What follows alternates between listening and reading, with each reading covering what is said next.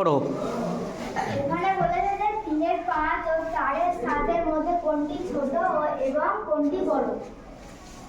এটা লিখতে হবে। ছোট বড় বের করতে হবে। এর নিয়মটা বলো, নিয়মটা বলো। ফার্স্টে 3 এর 5 হবে, তারপরে 4 এর 7 লিখতে হবে।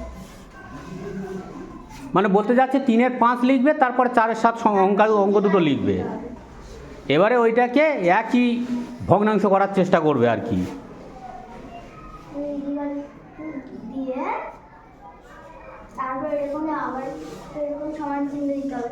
7 আর 5 এর মধ্যে হচ্ছে গসাগু যাবে না, তার জন্য লসাগু যাবে না, গসাগু নয়, লসাগু যাবে না, লসাগু যাবে না, তার সেই জন্য গুণ করতে হবে, সেটাই আর কি।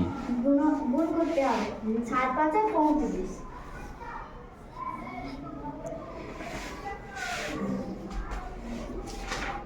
তাহলে 5 7 35, 5 7 35, 5-এর সঙ্গে 7 গুণ করছে 35, তাহলে 3-এর সাথে গুণ করতে হবে, যেটা নিচে গুণ হয়েছে সেটা উপরেও গুণ করতে হবে। তার মানে বলতে যাচ্ছে লবের সঙ্গেও যা গুণ, হরের সঙ্গেও একই গুণ। হ্যাঁ, বুঝতে পারছো তো সবাই? তারপরে নিচে 7 গুণ 5, 7-এর সাথে 5 গুণ করলে 35, তারপরে 4-এর সাথে গুণ করতে হবে 5, দিয়ে 20।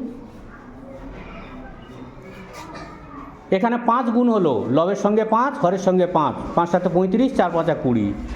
এবারে দেখো হরগুলো সব মিলে গেছে, প্রত্যেকে দেখো হরগুলো মিল হয়ে গেছে। এবারে যে সংখ্যাটি উপরে বড় সেটা বড়, যে ছোট সে ছোট। তাহলে বড় সংখ্যাটি লেখো।